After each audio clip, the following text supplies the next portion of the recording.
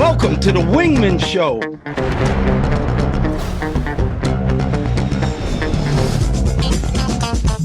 Welcome to the Wingmen Show. My name is Drew Brown, and my wingman, my man, the number one guy I know, Dr. Paul Thompson. What's up, brother?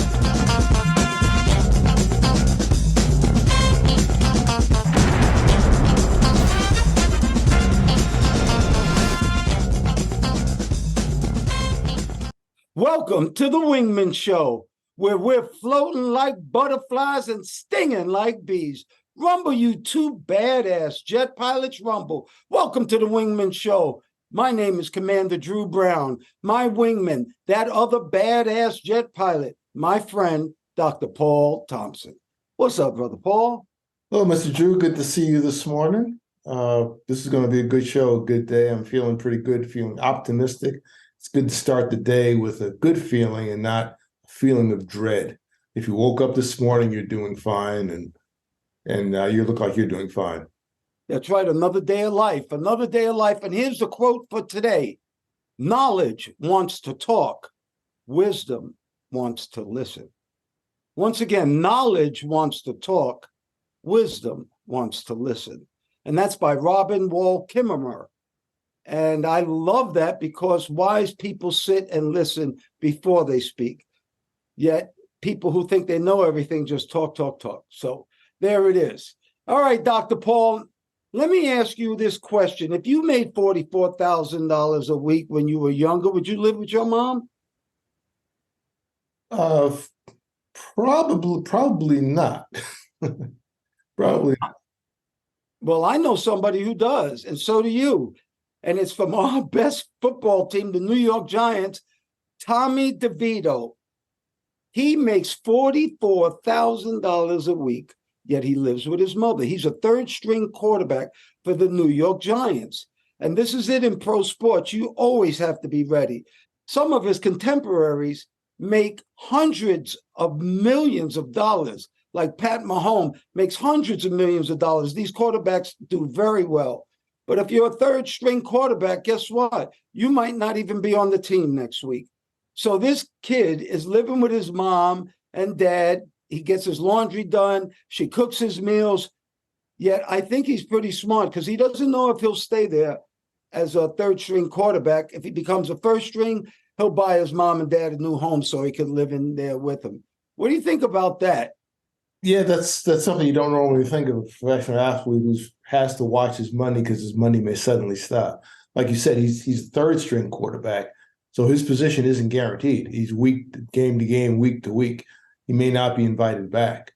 So however many weeks he gets paid, this might be it. Look at the average career life of most football players. I think is about 3.5 years, if not less, maybe 4, between 3 and 4 years, which is not a long time if you're getting millions or tens of millions or hundreds of millions. Yeah, that's quite a bit. But if it's just for a few weeks, that's probably going to run out pretty quick. And he's living in the New York area, New York, New Jersey. I know places probably where you used to live, $44,000. That's the rent per week. But it sounds like a lot, and that's all. I mean, realistically, that's before taxes and everything else. That may be your gross, but not your net. So he's probably smart. True. And he threw 3 touchdowns. He just threw 3 touchdowns. So he may be getting a position. Yeah. He just may be getting a position. But that teaches you something. Third string, fourth string, second string, you always have to be ready because you never know. He knew everything he had to do to win that game, and he won it. All right, something else. Elon Musk. What a dude. Anyway, his SpaceX rocket just launched. It was the most powerful rocket up to date.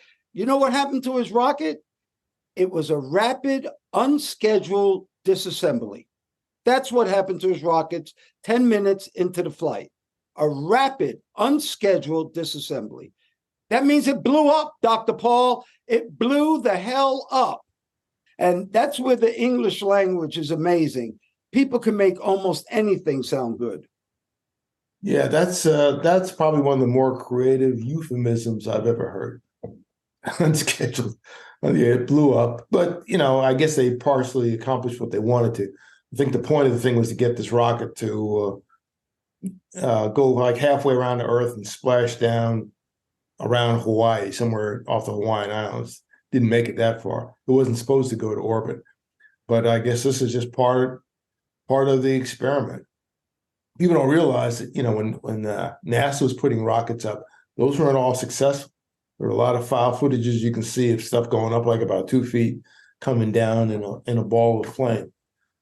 So new technologies take a while to work out. It used to be a phrase I used to hear in the Navy and other places. Typically, when they label airplanes, they'll say this is the A model, the B model, the C, the D, the E, whatever, to go up the alphabet.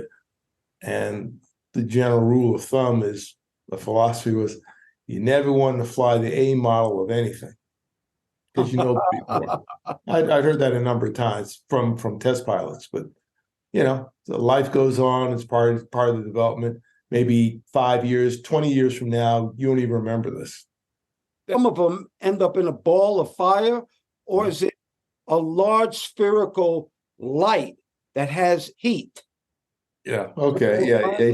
Sudden massive illumination disassembly process. There you go. Well, check out our jets, everybody behind us. I have some badass jets. I think we're following some Russian jets. What kind of jet did you say this was? Was it a MiG I have behind me? Yeah, because of the spacing between the vertical stabilizers, I think it was too wide to be an F-15, but I could be wrong.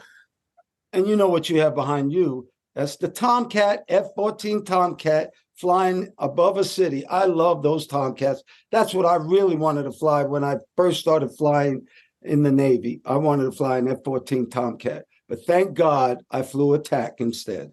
There you go. Yeah, that's a very distinctive airplane, and that tail flash there, that red one, is from Fighter Squadron 30. It was VF-31 at that time. Now it's VFA-31. They've converted to F-18s. But that's tail symbol with the Felix the cat holding a bomb. I've seen that in a lot of places. In fact, had airplanes made in Grumman Aviation on Long Island, New York. And they have a museum in the airplanes they've made. And they have that, maybe not that particular airplane, but one of the squadron airplanes in the squadron colors that's out in front. A friend of mine retired from Northrop Grumman, and he sent me a picture the other day. Wow. You heard this song, right? Felix the cat, the wonderful, wonderful cat. That's a cartoon from a long time ago. Long time ago. Everybody who's listening to us, especially you frequent flyers, thank you so much for your support. All of our new listeners, thank you for listening to us. If you'd like, please subscribe to us on YouTube, hit us up on Instagram, listen to us on Apple Podcasts, and write a little comment if you would. That really helps out the algorithms, and it really helps out Dr. Paul and myself. And we have a newsletter at wingmenshow.com. That's with an E, WINGMEN show.com. And our newsletter last week, you should really read our newsletters. And if you haven't read them, you go to our website on wingmenshow.com and you can read the prior newsletters. This one was giving and taking constructive criticism. A lot of times the culture encourages you to talk. Again, not listen so much, like you were talking about at the beginning of the show. Well, if you're taking constructive criticism, that you've got to be in that listening mode. 100%. And you get better when you listen. Last week, discernment. That means you might get criticized on 4 things and one of them are wrong. Don't harp on that one. Listen to the 3 that were correct.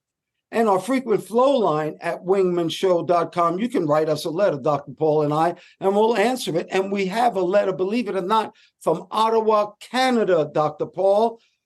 This woman was an HBCU grad. She graduated and she wants to give back, but she's worried about scams. She wants to donate some money or give back, but she's worried about getting scammed, like we all should be. My answer is, why don't you volunteer? And so Dr. Paul and I looked it up. Volunteering is not only a good thing to do because it's the right thing to do, helping others, but it's good for your mind. It's good for your body. It actually promotes dopamine, and dopamine reduces your stress. Dopamine reduces your stress. So what's good about volunteering? First of all, you're helping somebody. And when you help somebody, believe it or not, it really does feel good. What else you're doing is you're learning new skills when you're volunteering. Like if you go back to your HBCU school and help volunteer there, but you're learning new skills. The other thing is you have a sense of purpose. And like on the 11 facts in life, number 4 is have purpose. When you have purpose, it means everything. That means you want to wake up every day. And the last thing that it does is that it allows you to make new friends. Get out there in the world. Every time Dr. Paul and I talk about ways to live longer, they always say having good relationships with friends is one of the most important things you can do. So my advice to you is go volunteer and you won't get scammed because now you're giving yourself. Yeah, I agree with that. And she's in Ottawa, Canada, so I'm going to assume her HBCUs and somewhere in the US, somewhere in the lower 48 states. So maybe a visit, go back to your old alma mater if you can. And even if you can't, perhaps there's something you can do online to help a group. Usually everyone has like an alumni group. Get with your alumni.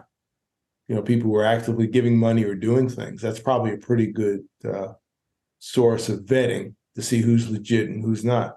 I'd say look at the alumni association and get with them. And they should be legit or pretty close to it. Yeah, and you don't even have to do your own college. You can go to a college near you, a community college. You can go to elementary school. You can find a way to volunteer. And the last thing, Dr. Paul, what we've read is people who volunteer live longer. And that's the goal, a long, healthy, and happy life. And you know what that brings me to, Dr. Paul? What's that? A Wingmen PSA from the 11 Facts in Life. Fact number 5, the art of thought, the art of communication, the art of action. Once again, the art of thought, the art of communication, the art of action. Dr. Paul, a lot of people think and a lot of people talk, and then they go back to thinking and going back to talking. None of that really means anything unless you take action. But you have to take action on your thoughts for them to count, because people really don't care about talking anymore. They want to see some results. Don't you think, Paul?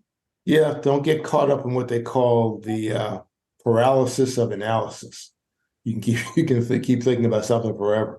If it's important, it's good to be prudent, but at some point you've got to probably make a move. A friend of mine used to say, "Hey, if it's right or wrong, we're going to go do something." That was his philosophy on things.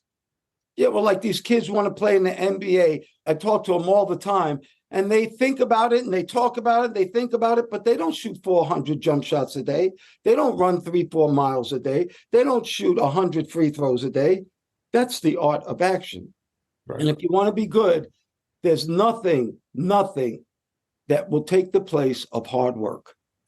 I am going to ask you a great question about exercise, because we're all about health and being happy.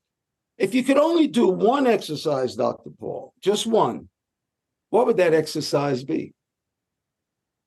I think the best overall exercise, there's probably some argument on this. You can say push-ups. I think the squat. I think a simple body squat with no weight. If you can lower yourself down as far as you can. Ideally, go down 90 degrees. Sometimes my knees don't like that too much. So go down as far as you can and come back up. If you got aggressive, maybe you can even jump up in the air. I would say a body weight squat. Well, you are 1,000% right, as usual. And I try to do squats. My knees don't like it at all, just like you said. But what I found out a way to do it is I'll hold on to something and then squat. So all the pressure isn't on my knees. And if I can't go all the way down, I just go a little bit down, but I do it. And you're right. It's the number one exercise, and that's by all the professionals. Dr. Paul, we promote here traveling, and because you have to travel and expand your mind. And so we give a lot of tips on expanding your mind. And so this is the gouge. And the gouge in the Navy is shit you need to know. So I am going to tell you the top 10 friendliest countries. So if you want to travel and start traveling, these are the friendliest countries you can go to. Number 1, Australia. What do you think about that, Paul? Where the kangaroos hop and jump. I've just been to Sydney and Perth. I don't think I've ever seen a kangaroo there. People might think that there are kangaroos running on the buses in Sydney. No, Sydney's a major city like Los Angeles or San Francisco, New York. Yeah, Australia's great. I enjoyed Australia. Yes, so did I. And the number 2 is Spain. And we've been to Spain. I was there in the Navy also. And I'm going to Barcelona actually next year.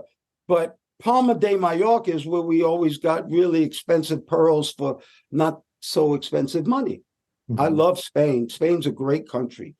Number 3, New Zealand.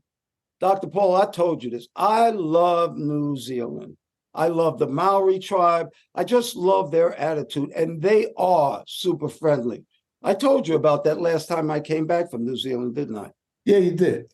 Yeah, and I've heard about the Maori tribe, and I remember when I used to live in Tennessee, they had this thing called Memphis in May, and they would honor a country, every particular year. And one time it was New Zealand, and they had, I guess, people from the Maori tribe come down and do a tribal dance. I remember on Beale Street. I remember watching it. It was before they started. I think they called it the hookah dance. The hookah, yeah. Dance. Yeah. That was the first time I'd ever seen that. Now you see it on TV, see it on their. I love it. It's powerful. It is, yeah. I was interested on Beale Street, watching the hookah dance. And the lady who wrote us about our frequent flow line, her country's next. Number 4 is Canada. People actually make fun of Canadians because they're so nice. How weird is that? That's true. They are very, very, very polite. Even people who are kind of mean are kind of mean polite. If you come to New York, you need to get some lessons. Number 5, a gorgeous, gorgeous country, Italy. I was just there in Sicily, actually, for my niece's wedding and on my nephew's wedding. And it is one great country. And the food there is incredible. And I try to stay away from carbohydrates. But when I was there, I was eating fresh pizza and fresh pasta. And guess what? I actually lost weight because they make it with real ingredients. Italy. Great food. Yeah, that's amazing. You can eat all that pasta and you're not going to get fat. And typically they do it al dente. It's going to be a little firmer than what you get in the U.S. We used to go to Naples all the time. Remember that, Dr. Paul? Yeah. And there were certain areas you better not go into. Yeah. Naples reminded me of Brooklyn in many ways. Yes. Oh, very good. Yeah. Many ways. Yeah. Number 6, where I am going, Katrina and I are going in February. I've heard about this country. I've never been there, but they can't stop talking how great it is. And that's Portugal. And I'm glad it's one of the friendliest countries. I think Portugal is going to be a great, great trip for us. Have you ever heard anything about Portugal? Just some people I follow on YouTube. Was a couple of couples that had moved over there. Some are young, some are older, and talk about their experiences. And they've been very, very positive. I'd never heard much about Portugal to the last 5 years or so. Well, a lot of people actually retire there because of the low crime. Money goes a long way. Good school system, good health care. That's a great one. Number 7, Ireland. Yeah, never been there. It's flown over it. All right, number 8, Greece. And I can't wait to go to Athens. And I heard that Greek food in Greece is even better than the Greek food here. And I love Mediterranean food. I just love it. I love gyros. Is that called heroes or gyros? Or I think the correct pronunciation is gyro. Gyro. Okay. Yes. All right. Great. Number 9, Finland. I've never been there. I've heard it was nice. I've been to Copenhagen, Denmark, but I've never been to Finland. But they said the Finnish people are very, very friendly. You know anything about them? Yeah, I spent a month in Finland, just about a month, years ago. And it was okay. I mean, I was doing training. It was pretty intense. but my goings around the city were, nice. It was pretty cold and people move very quickly. They walk. I remember they walk very quickly, maybe because it's so cold. And what'd you say about the women? People tend to be very tall there. I saw a lot of average height, many women were 6 feet was about average. I mean, slightly above. I saw many who were at least 6'3", 6'4". Just walking on the street, just a large number. You couldn't help but see that. Wow. And number 10 on the list, I love this country, Thailand. Been to Bangkok. I just love Thailand. Great food, great people. Have you ever been there, Dr. P? Never been there. Been close in parts of Malaysia, near the Thai border. But I've heard Thailand is a great place to go. I thought about trying to go on one of those vacations, kickboxing vacations. I'm not sure if that's too smart to do right now. But if was it Phuket? I forget the name of the school. A couple famous schools. They'll take tourists and you'll do Muay Thai, kickboxing for like a week or 7 days, and it's a total package. Wow, that's a trip. That's pretty cool. All right. Under the gouge, remember, this is shit you need to know. What do you think the top 10 best cities to retire are? And I'm not going to ask you to guess. I'm just going to name them, and then we'll talk about them later. So the top 10 cities to retire. Number 1, Tampa, where my son lives. And we're going there actually this week. Tampa's a great town. Number 2, Scottsdale, Arizona. Number 3, Fort Lauderdale, Florida. 4, Orlando, Florida. 5, Miami, Florida. That's 3, 4, and 5, all in Florida. Number 6, Casper, Wyoming. 7, Denver, Colorado. Number 8 is Cincinnati, Ohio. 9, Charleston, South Carolina. Great town, great town. And number 10, Atlanta, Georgia. How about that? And you retired in one of those cities. Exactly. You can't say which, but almost half of them are in the state of Florida. That's very interesting. Yeah, I know a little bit about Tampa too. And Tampa's it's quiet. It's very quiet. Yeah, Kim comes from Tampa. Right. Yeah, she does. Her family. And the way they did this retirement cities is they looked at affordability, they looked at activities, quality of life, and healthcare. And they took a big survey of a bunch of people, and this is the cities that they came up with. But since they have the best, I might as well tell you the bottom 5 to not retire in. Detroit, Michigan. San Bernardino, California. Bakersfield, California. Newark, New Jersey, and Stockton, California. So 3 out of the 5 are in California, the worst places to retire, Paul. That's interesting. Yeah, 3 out of the 5 are the worst in California, and 4 at the top 5 are in Florida. Isn't that something? Yeah, a lot of people are moving from California to Florida. I hear. Dr. Paul, the name of our show is the Wingman Show. And we do that because we always highlight people taking care of other people.